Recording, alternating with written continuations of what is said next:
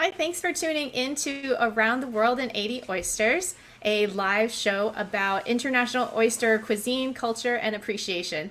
I'm Julie Chu, the founder of In a Half Shell, and your guide to the world's best oysters, places, and most interesting people. Thanks so much for tuning in. Sorry, we're running a little bit late, technical difficulties, but you know how that is. Today, we are going to visit South Africa, which is our first African nation. That's exciting. So we're pretty much covering almost every continent except for Antarctica now. And my special guest is Gavin. Okay, I'm gonna have him pronounce his last name, but he's a sales director of the Knysna Oyster Company in Nelson Mandela Bay in South Africa, and also they have an oyster bar in the V&A Food Market in Cape Town, which looks beautiful. So I'm gonna bring Gavin on. Hi, Gavin. How are you? Hi, I'm so sorry. Lovely to be here. Yeah. Yeah, thank you so much for joining. Sorry for the delay. It's okay, no worries. Please help me pronounce your last name. I apologize, I don't know how to pronounce it. So I've had a lot of trouble with that surname all the way since school, but it's Schlaphoff. Schlaphoff. It's a German surname, but we're very much South African. Got it. And thank goodness I had an older brother, and he took all the flack at school. So Perfect. So when I got to school, at least people knew who Schlaphoff was, so I didn't have to explain. But a lot of people struggle over it, I must say. Yes, including me. I'm one of them. But thank you for joining in. So where are you calling from today? So I live. I grew up in Johannesburg, South Africa, which is a long way from the ocean. About 6 years ago, we moved to Somerset West, which is just 30 minutes from Cape Town. Okay. So that's where I live, in Somerset West. So let's. So we can have a look where that is. So how do you summer? And then Wait. SOMER, and then in other words. SOMER. Summer, MERSET, Somerset. Uh-huh. In other word, West, Somerset West, Cape Town. Cape Town, okay. There's I know of a Somerset in New Jersey, but not. Perfect. Here we are. So that's where I live. Okay. Where that little dot is, yeah, pretty much there. We look onto False Bay, which is we almost near the southern tip of Africa, if you could say. But we're in a wineland sort of area. A lot Zoom of out beautiful for wine everybody farms. in case everybody needs to know where South Africa is. Right that is down, a long way from me. A long way away. In fact, I think it's one of the furthest sort of flights is getting to the States. Wow. You haven't visited South Africa yet? No, not yet. It's on my bucket list.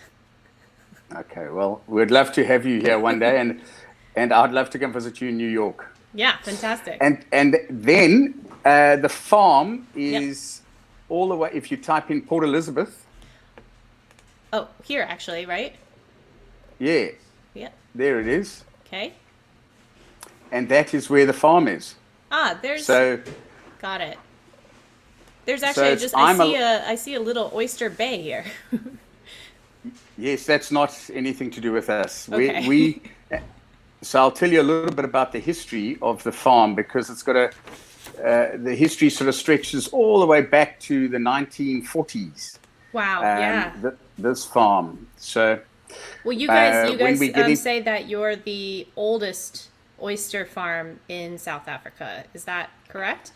Yeah, that is correct. It's the farm started in the 1940s. There was a family, and there's still the name in Knysna. Knysna. Now, if you go just south, if you type in Knysna, I'll show you where the original farm was and where that gets its name from.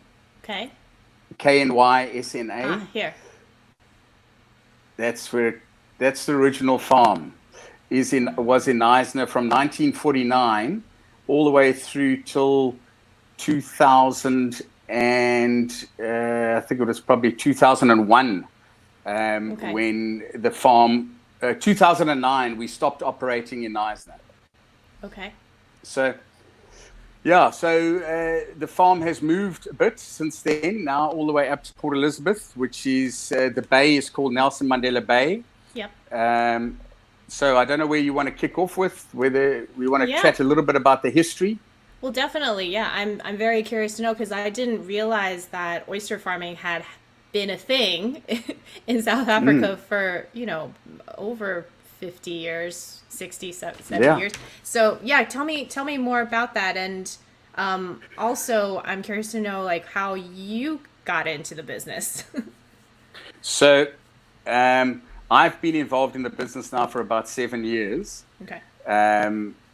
But I've known the Knysna Oyster Company for many years. In fact, it was the first oyster I ever had was at the Knysna Oyster Company.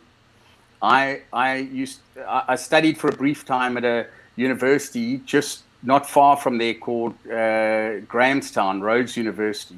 Okay. And we used to visit Knysna on varsity holidays, and we used to go and sit at the Knysna Oyster Company and eat oysters. So that was my first introduction to the Knysna Oyster Company.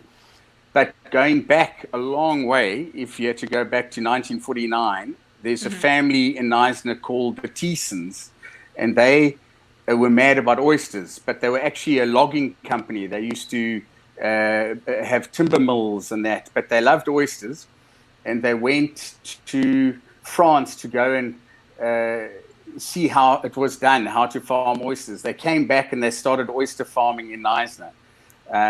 I don't know if you got some of those pics, but there's some magnificent pics from the old. Yeah, let me pull these up. Now, did they look at farming the European flat oysters or the Pacific oysters at the time? The local oyster. So it was just one that was present, and they actually continued farming those oysters all the way from 1949 up to 1970. Wow. So we'll click. So that picture is probably in the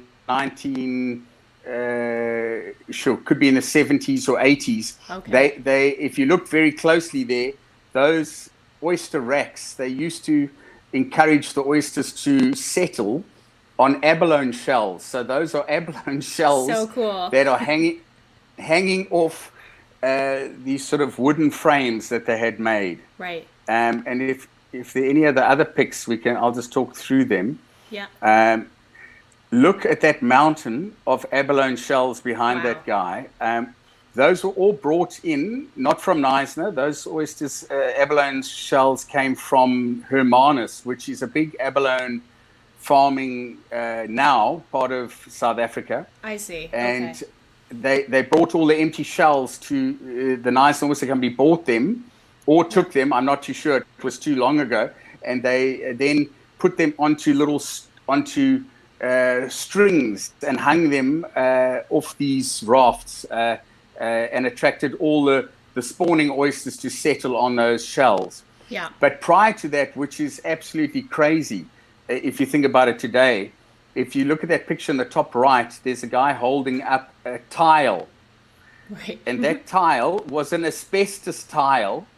And if you look below that, there's a fortune of asbestos tiles that the guys used to put on the ground, coat them with a lime wash, and that would be where the oysters would settle. And then from there, they moved on to the abalone shells. And from what I know, they got all the asbestos tiles out of the lagoon, because that would be horrific if there were still asbestos tiles in the water. I was wondering if the asbestos was the same as we know it today, or if it was different. No. I mean, you almost, if you got asbestos anywhere, you need to wear masks and to handle it. So it's quite a surprise when I was looking at the history of the farm, because if you look at that bottom right pic, in the far distance behind, those are the Knysna heads. So that's where the ships used to come from the ocean through these two, where the mountains meet. There's a gap between them, and they'd come into the estuary. So wow. A beautiful part of the world, absolutely spectacular. And what about this fabulous photo? So I'm told that was in the 1950s. In Knysna, the guys loved the oysters, but they loved beer, and that was the Oyster Club in Knysna. Wow. And they used to have a fortune. I mean, if you could zoom in, you'd see how big the oysters are. But they would be eating huge. These were wild oysters, all cultivated wilds. Okay. They used to cultivate them, and this was a club that would meet regularly. They seemed to take it quite seriously with their dressing up and. But wow, I wouldn't mind going back to that now to experience that. It looks so fancy.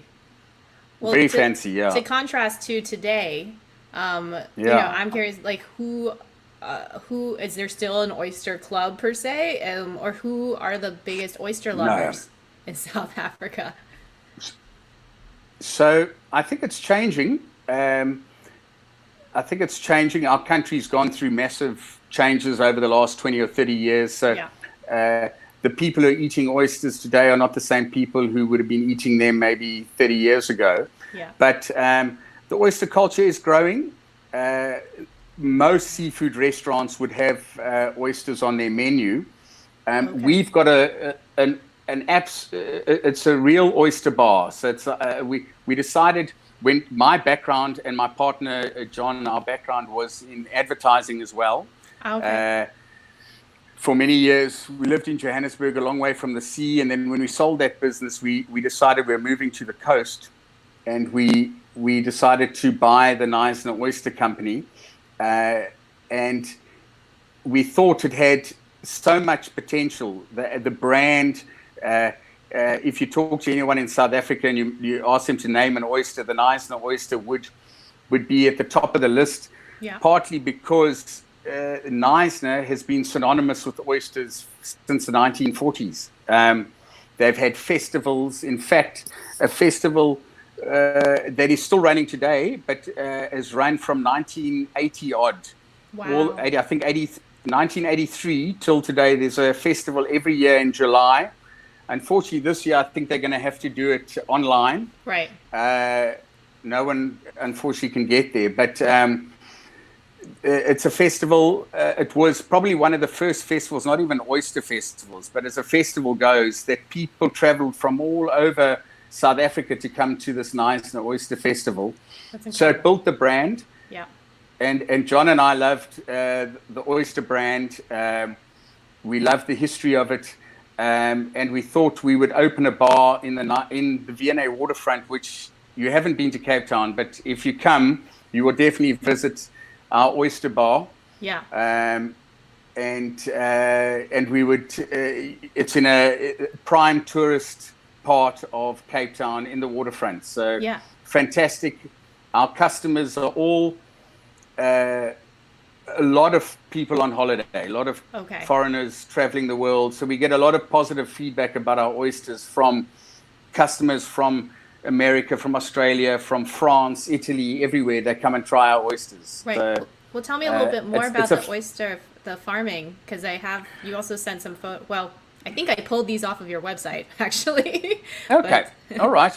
So what you're looking at there now is where we're farming currently. So in the past, the Knysna Oyster Company was in an estuary in Knysna until in 1998. So from 1949 to 1998, all the farming for the Knysna Oyster Company happened in Knysna. Okay. And then they decided to experiment in Port Elizabeth, which had this bay where they could put long lines out in the sea, about 1 to 2 kilometers out to sea, where we would hang oyster stacks off these long lines. You're talking about this, like the cylinder, the round stacks of cylinders. Okay. Yes, so they're about 2 meters high, maybe about 10 levels. Okay. And they're stocked with, depending on the size of the oyster, we would determine how many oysters per level. Yeah. But we stocked them out at sea, and then in 2009. All the farming moved to Port Elizabeth, Nelson Mandela Bay. So now there is no farming that happens in Knysna anymore. Yeah. And the results that we're getting out in the sea were just far superior. So we decided that, and also, in fact, the history would have made sense keeping something going in Knysna. But in 2009, the Parks Board didn't renew the Knysna Oyster Company's lease for oyster farming in Knysna. Oh, that's unfortunate. And because of that, that's when it closed up. Because the actual lagoon was turned into a national park, and they said you couldn't farm in a national park. So I think that's sort of where it went. It was before I was involved. But since we've got involved, our farming's been out in Nelson Mandela Bay, and we've got beautiful, clean waters. We do a lot of monitoring of the water, and we've grown the farm now to this year would have been about 50% of our production is exported. So it's been quite a steep learning curve for us coming from advertising, but the consistent part of our business has been Simon, who's our farm manager, and he's been with the business for about 20 odd years. So Simon's got a lot of history on the oyster farm, and he's just continued it and changed it, and we've evolved our farming practices over the last 10 years, but certainly in the last 7 years that we've been there, it's changed a lot. Well, actually to that point, like the idea of farming seafood versus wild capture seafood in South Africa, what is the balance? Do people recognize, like, do they prefer one over the other, or do they all see it as about the same?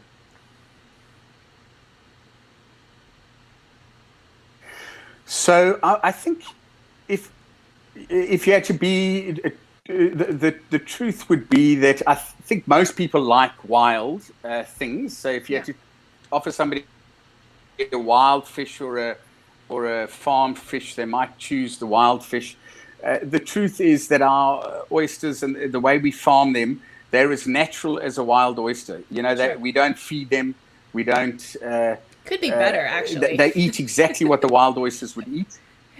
Yeah, they're very controlled. We test them. The wild oysters are still available in South Africa. I see. They picked. The government gives X amount of licenses a year to guys that go out and pick these oysters. But the reality is they don't actually pick them and test them. They're just picked and then sold. So certainly there's no doubt that you'll find that the oysters that are actually through our aquaculture business are, at least they're tested every week. We know the quality, the water that they're in, so it's definitely more controlled, but the same food, the same diet. Is there a price difference between the wild oysters on the market and the farmed ones? I think very similar. It all depends. You know, the guys that pick the wild ones don't have any costs, so they're very flexible on their pricing. Whereas obviously an oyster farm is just layered with many costs, from the cost of renting the sea to the land base, to there are a whole lot of elements to it. So in theory should be a lot more costly, but obviously our volumes are different, so we can market them at a good rate. Is there so when you're talking about wild oysters, is that the native oyster, or is that still the Pacific gigas? That would be the native oyster. That is, but you know, because if you come to Nelson Mandela Bay, if you had to actually go around the coastline, you would find a lot of our Pacific oysters that have also settled on the rocks. So when guys are harvesting them, they might be harvesting some Pacifics as well as some wilds. It's tough for them. They wouldn't potentially distinguish between them, but there is a difference. Yeah. Is there a taste difference, do you think, between the two? I would think there's quite a big taste difference. I would the wilds that I've had, and in fact I think that's the first oyster I ever had at the Knysna Oyster Company,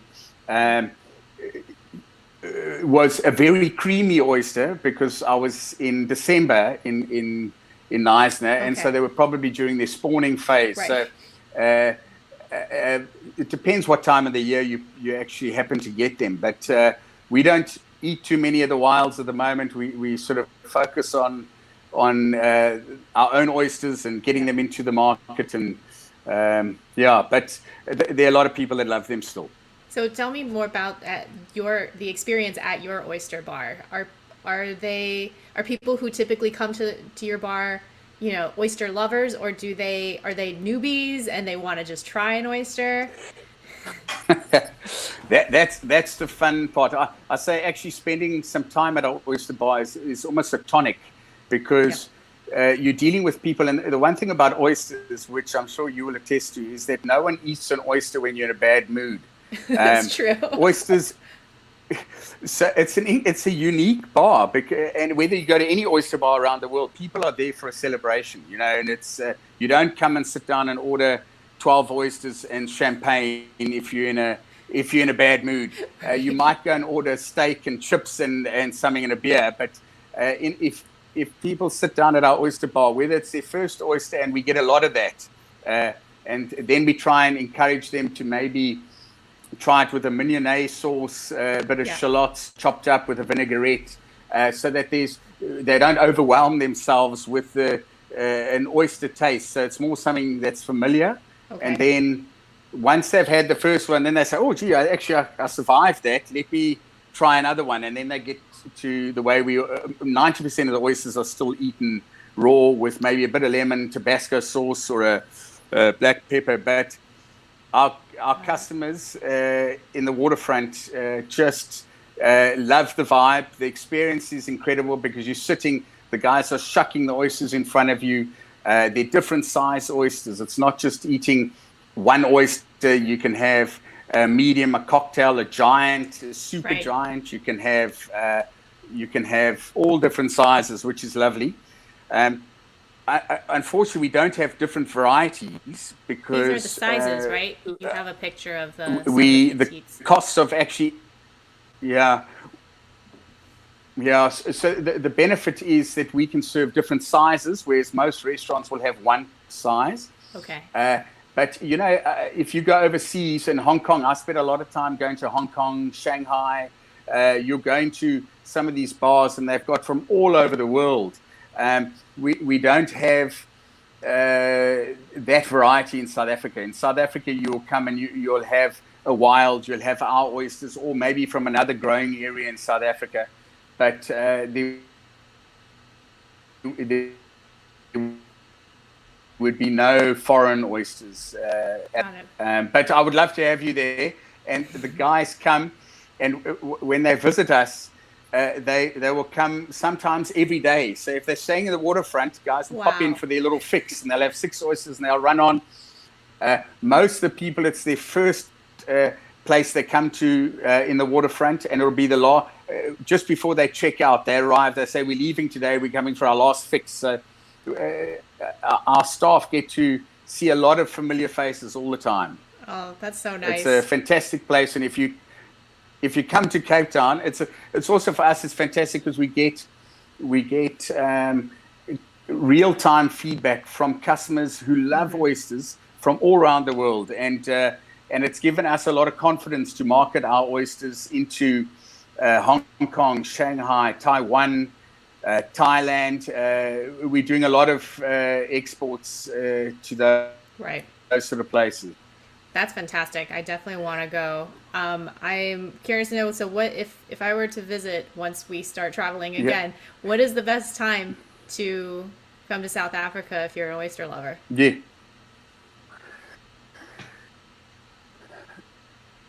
Well, if you had to come to Cape Town, I suppose the best time to visit is around March.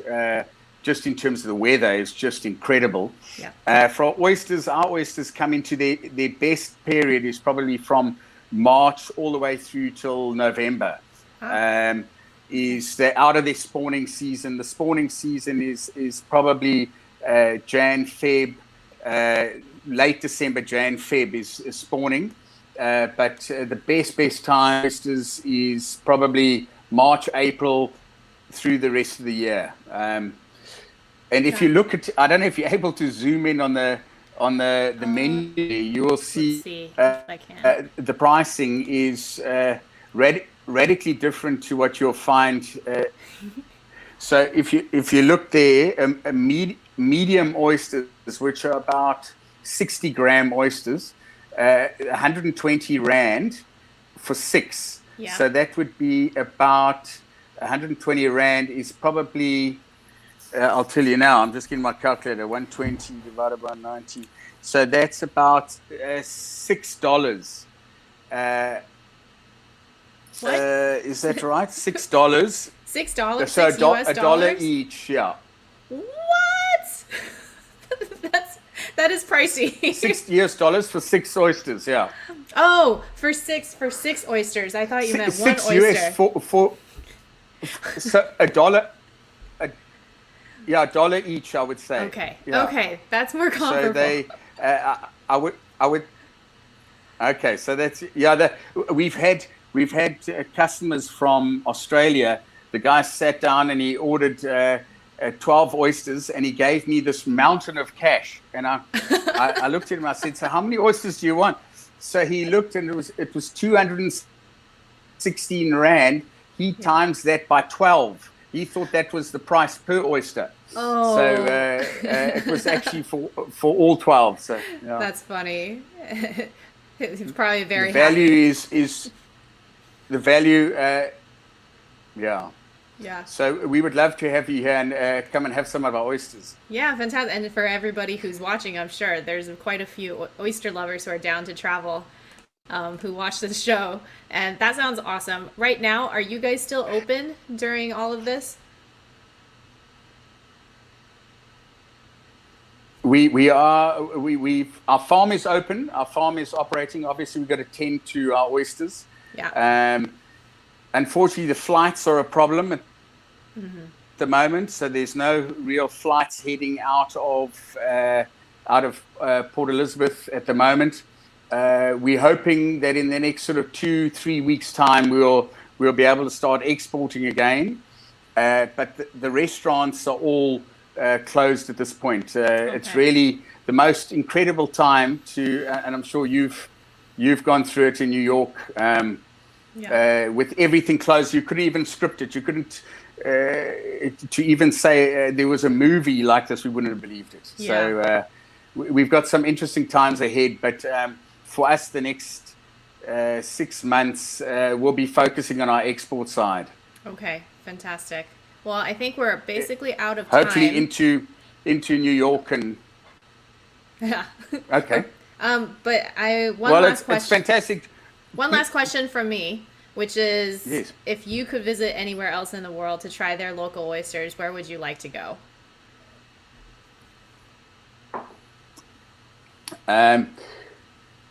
For many reasons, I would say I'd like to go to Ireland. I know the oysters are fantastic. I've also loved the Irish people. We've had a lot of Irish people visit us in Cape Town at our oyster bar. And just would love to visit Ireland. It's on my bucket list. And if I can combine it with going to one of their fantastic oyster farms, or 2 or 10, would be fantastic.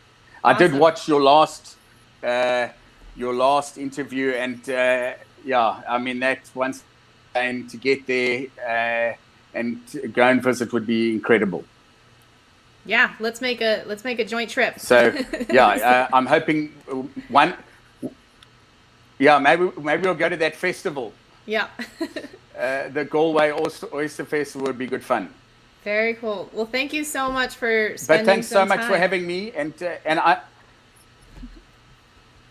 I certainly hope that you'll come visit us sometime. And anybody watching this can contact me. I don't know if you'll post my details, but whether they're interested in coming to South Africa or getting oysters from us in other parts of the world, we would love the opportunity to supply. Our farm is totally geared for all different sizes. I think some of the oysters we'll ship out this season will be 300 grams, even bigger than 300 grams. So big oysters for our customers in Beijing who love huge oysters. So we'll be sending some that way. Absolutely. So I just posted the Instagram. So Knysna Oyster Company. I'll also add the website to the comment section. But thank you again, Gavin, for talking through the history and the current situation in South Africa and Cape Town and all your farm activities. So I wish you guys really good good luck. Yeah, all the best to you. Be safe, be healthy, and we're hoping that we get through this time unscathed, and we can keep going, and things get back to some semi-normality in the next few months. Awesome. All right. Thanks again. Thanks so much. Cool. That is Gavin Schlaphoff. I'm so sorry. I'm so bad at last names. But from sales director from the Knysna Oyster Company in Nelson Mandela Bay in South Africa. That's definitely been on my bucket list for many, many years. So once the flights are back up, we should definitely make a trip. And let's see, coming up next week, we got Sweden with Nigel Moore, who is a fellow oyster blogger. He has this great blog called The Oysters My World. Check that out. And also Spain with Inez Fernandez, who's the owner of El Puertito Oyster Bar in Bilbao, I believe. So tune in next week. If you like this episode and my others, please like and subscribe and share with your fellow oyster lovers. Quick thing, if you don't know about this yet, I made a database on In a Half Shell where you can buy oysters direct from U.S. farmers. You have to be in the U.S. though, sorry. But you can do that and they'll ship to your home. Definitely support your local oyster farm during this time. Most of their business hasn't recovered because the restaurants aren't open quite yet. It'll pick back up, but it'll be helpful for you guys to purchase and then shuck at home. And everybody seems to be doing really cool shucking, virtual shucking lessons and shucking socials. So definitely try that out. Okay, that's it for me. See you next time.